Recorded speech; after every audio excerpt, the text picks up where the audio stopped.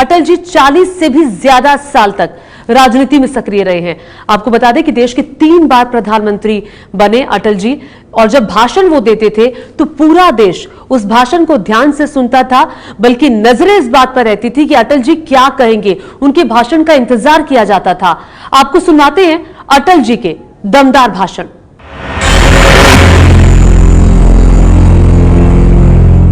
आहुति बाकी यज्ञ अधूरा, अपनों के विघ्नों ने घेरा, अंतिम जय का वज्र बनाने नव दधीची हड्डियां गलाए, आओ फिर से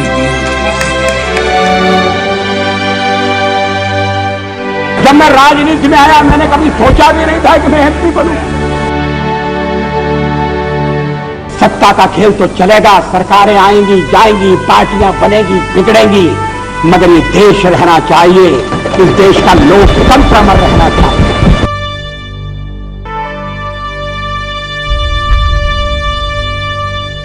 निंदक नियरे राखिए, आंगन कुटी छवाए।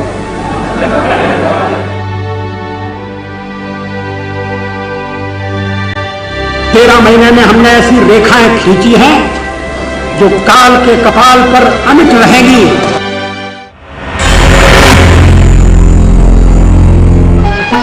न्यूयॉर्क, संयुक्त राष्ट्र संघ के इतिहास में पहली बार हिंदी में भाषण दिया भारत के विदेश मंत्री श्री अटल बिहारी वाजपेयी ने। मैं भारत की जनता की ओर से राष्ट्र संघ के लिए शुभकामनाओं का संदेश लाया हूं। महासभा के इस 32वें अधिवेशन के अवसर पर मैं राष्ट्र संघ में भारत की दृढ़ आस्था को पुनः व्यक्त करना चाहता हूं। जनता सरकार को शासन की बागडोर संभाले केवल 6 मास हुए, फिर भी इतने अल्प समय में हमारी उपलब्धियां उल्लेखनीय हैं। भारत में मूलभूत मानव अधिकार पुनः प्रतिष्ठित हो गए। जिस भय और आतंक के वातावरण ने हमारे लोगों को घेर लिया था वह दूर हो गया है। मैं भारत की ओर से इस महासभा को आश्वासन देना चाहता हूं कि हम एक विश्व के आदर्शों की प्राप्ति और मानव के कल्याण तथा उसके गौरव के लिए त्याग और बलिदान की बेला में कभी पीछे नहीं रहेंगे। जय जगत, धन्यवाद।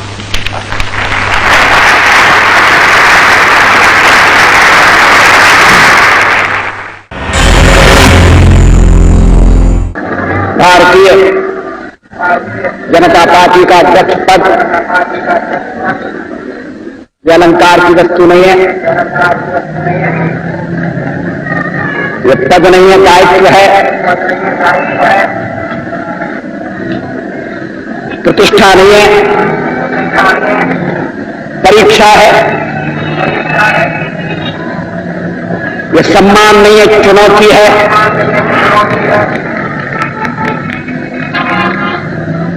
मुझे भरोसा है कि आपके सहयोग से, देश की जनता के समर्थन से मैं जिम्मेदारी को ठीक तरह से निभा सकूंगा। पद, पैसा और प्रतिष्ठा के पीछे पागल होने वालों के लिए हमारे यहां कोई जगह नहीं है। जिनमें आत्मसम्मान का भाव हो वो दिल्ली में जाकर, दिल्ली के दरबार में जाकर मुजरे झाड़ें। मिस्टर प्राइम मिनिस्टर, जब मैं सदन में पहली बार आया तो नेहरू जी प्रधानमंत्री थे।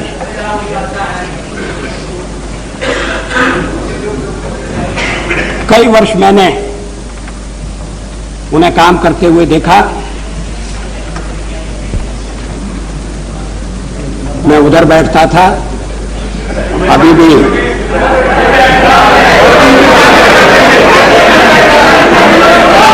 भी उधर की याद भूली नहीं है।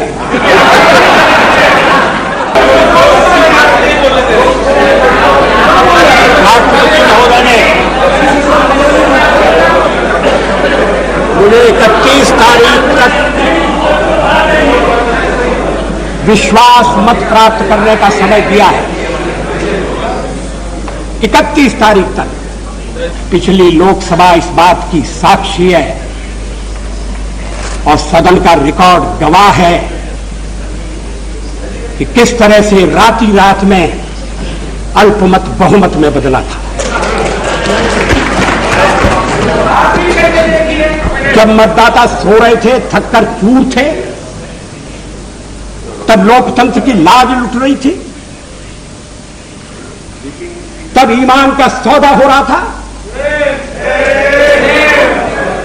तब पार्लियामेंट की खरीद, पार्लियामेंट के मेंबरों की खरीद फरोख्त का बाजार खुला हुआ था। मामला अदालत में, मैं उस पर ज्यादा टिप्पणी करना नहीं चाहता, लेकिन हमने देखा कि अल्पमत किस तरह से बहुमत में बदला। वो रास्ता हमारे लिए भी खुला था, मगर हमने उस पर जाने से इनकार कर दिया।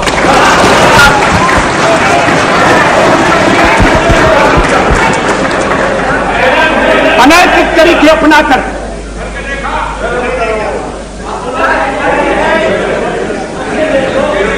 भ्रष्टाचार का सहारा लेकर ईमान का सौदा करके सरकार में आना या सरकार में बने रहना, ऐसा पाप हमारे हाथों से कभी नहीं होगा। हम आपको आश्वासन दे रहे हैं।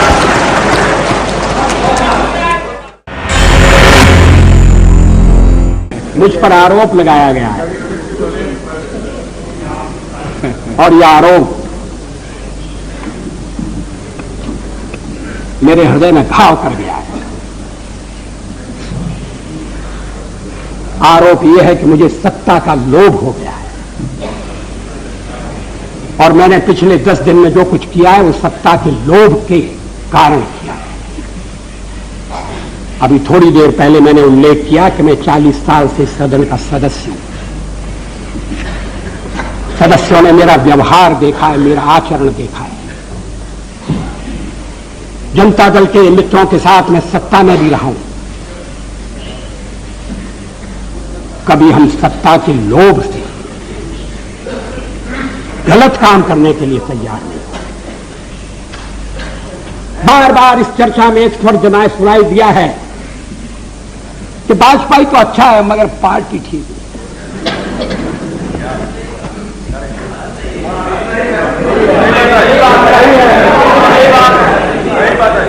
अच्छा, तो अच्छे वाजपेयी का आप क्या करने का इरादा रखते हैं?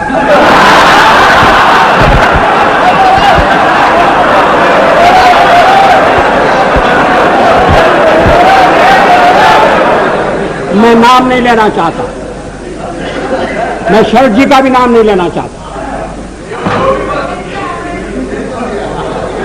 लेकिन पार्टी तोड़कर सत्ता के लिए नया गठबंधन करके अगर सत्ता हाथ में आती है तो मैं ऐसी सत्ता को चिमटे से भी छूना पसंद नहीं करता।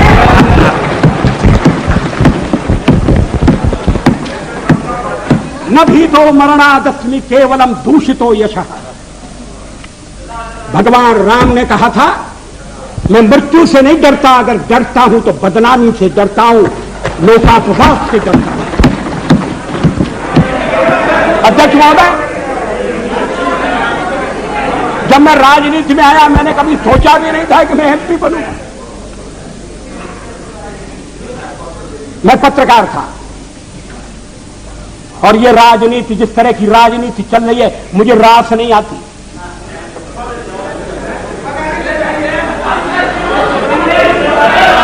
मैं छोड़ना चाहता हूं मगर राजनीति मुझे नहीं छोड़ती।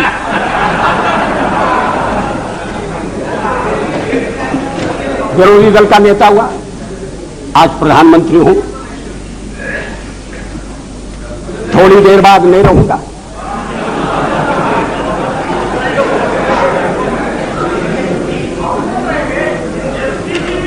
प्रधानमंत्री बनते समय कोई मेरा हृदय आनंद से उछलने लगा, ऐसा नहीं हुआ।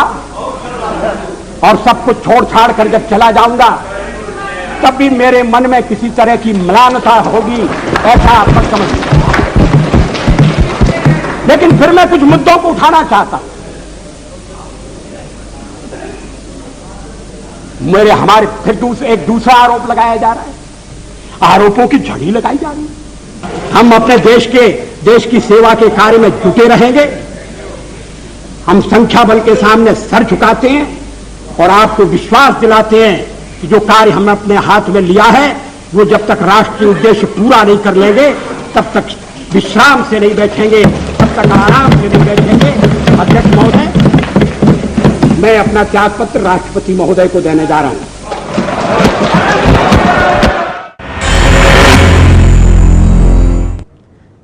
और ये भाषण उस वक्त था अटल जी का जब 13 दिन की सरकार उनकी थी। उन्होंने कहा कि अभी मैं प्रधानमंत्री हूं, कुछ ही देर में मैं प्रधानमंत्री नहीं रहूंगा।